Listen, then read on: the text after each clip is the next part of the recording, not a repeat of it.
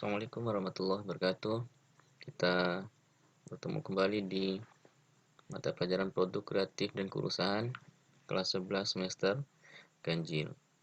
Nah, setelah pertemuan pertama kita belajar tentang sikap dan perilaku wirausaha, kemudian apa itu tujuan dan manfaat kewirausahaan, kemudian karakteristik perusahaan, sikap dan perilaku perusahaan.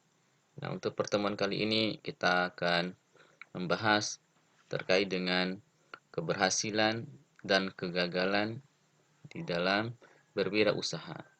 Karena ini penting untuk bagaimana kita mengetahui terkait dengan hal-hal yang bisa menyebabkan keberhasilan dan kegagalan dalam berusaha. Kemudian C. Keberhasilan dan kegagalan wirausaha. Faktor keberhasilan wirausaha. Ada dua sisi yang harus kemudian kita lihat. Faktor yang mempengaruhi keberhasilan wirausaha ini, yaitu yang pertama dari sisi wirausahawan atau pengusaha itu sendiri, dan kemudian yang kedua dari sisi produk. Dua hal ini sangat berpengaruh besar di dalam mempengaruhi faktor keberhasilan di dalam kita berusaha. Dari sisi wirausahawan, seorang yang bisa mempengaruhi keberhasilan, yang pertama adalah jujur terhadap diri sendiri, orang lain, dan tujuan yang akan dicapai. Seorang pengusaha harus jujur terhadap produknya, dirinya, maupun orang lain. Ketika ada kecacatan dalam produknya, maka dia harus sampaikan dengan benar. Sebagaimana juga Rasulullah SAW pernah memberikan contoh bagaimana dalam berusaha yang penuh dengan kejujuran, yang hasilnya pasti akan mendapatkan hasil yang positif.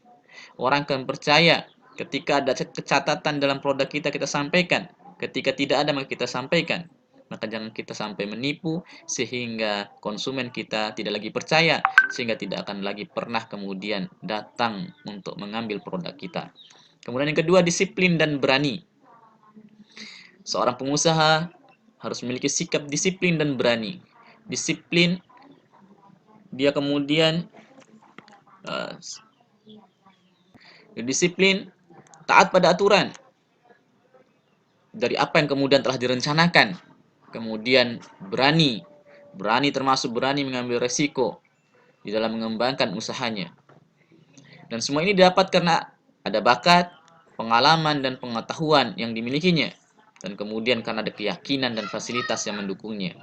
Kemudian faktor yang keempat dari sisi wirausahawan yang bisa mempengaruhi keberhasilan wirausaha adalah menguasai bidang usaha yang digeluti. Harus dikuasai, jangan sampai kemudian dijadikan ajang coba-coba sehingga tidak punya pengetahuan di dalamnya, sehingga ini akan mendatangkan kegagalan. Kemudian yang keempat, dapat melaksanakan prinsip manajemen dengan baik.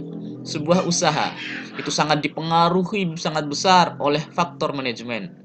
Kalau kemudian kita punya semangat, punya pengalaman, punya disiplin, berani, jujur, tapi kemudian tidak memiliki manajemen yang baik, maka perusahaan kita atau usaha kita akan kemudian mengalami kehancuran. Kemudian dari sisi produk, ada dua faktor yang mempengaruhi keberhasilan berusaha dari sisi produk. Yang pertama, memiliki keunggulan yang berarti bagi konsumen. Apakah dari sisi harga, kualitas produk, prestis, manfaat, dan sebagainya. Ketika kita menciptakan sebuah produk, harus kemudian dilihat dari harga, apakah mampu bersaing di pasar. Kualitas, jangan sampai kalah dengan produk dari yang lain, sehingga akan mendatangkan kekecewaan dari masyarakat atau dari konsumen, sehingga tidak lagi mempercayai produk yang kita berikan. Kemudian, yang kedua, didukung oleh promosi yang efektif kepada publik. Nah, semoga ini bisa kemudian kita lakukan di dalam kita mengembangkan usaha yang kita miliki. Promosi ini harus kemudian menjadi catatan penting. Makanya di dalam televisi kita sering mendengar atau melihat ada iklan dari produk-produk yang dilakukan oleh orang-orang. Karena ini bagian dari marketing, promosi, agar produk kita dikenal dan kemudian mau diambil oleh para konsumen, sehingga bisa laku di pasar. Dan kemudian yang terakhir yang kita sampaikan, yang kita bahas pada pertemuan ini adalah faktor kegagalan wirausaha. Ada faktor-faktor yang menyebabkan usaha kita bisa gagal. Yang pertama adalah tidak ada perencanaan yang matang. Sekedar karena ingin ikut tren, sehingga kita ikut membuat tanpa ada rencana yang matang. Maka ini akan membuat usaha kita akan gagal. Kemudian kedua, kurang pengalaman. Karena ini mencoba-coba tanpa kemudian memiliki pengalaman, ini juga bisa menjadikan faktor usaha kita mengalami kegagalan. Kemudian ketiga, bakat yang tidak cocok. Mengembangkan usaha baru tapi kemudian jiwa kita tidak menjiwainya, tidak memiliki bakat di situ, maka kita akan setengah hati untuk mengembangkannya sehingga kita akan mengalami kegagalan. Kemudian yang keempat, tidak punya semangat berusaha karena terpaksa, karena kemudian ikut-ikutan dan sebagainya sehingga tidak punya semangat, maka ini juga akan menyebabkan kegagalan dalam usaha kita. Kemudian kurangnya modal. Modal sangat penting untuk mendukung dan mengembangkan usaha kita. Kemudian selanjutnya adalah tidak punya etos kerja yang tinggi. Kemudian selanjutnya adalah lemahnya pemasaran atau promosi.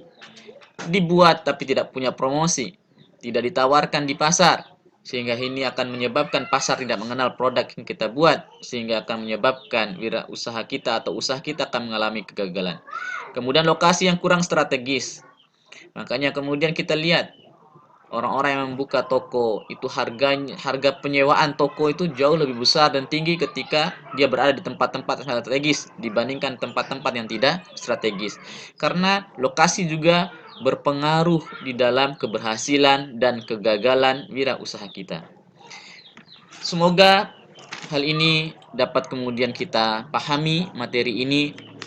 Semoga kita menjadi orang-orang yang memiliki jiwa semangat untuk menjadi para pengusaha, sehingga mudah-mudahan banyak lahir pengusaha-pengusaha muda baru di masyarakat dan membuka lapangan pekerjaan yang baru di tengah masyarakat.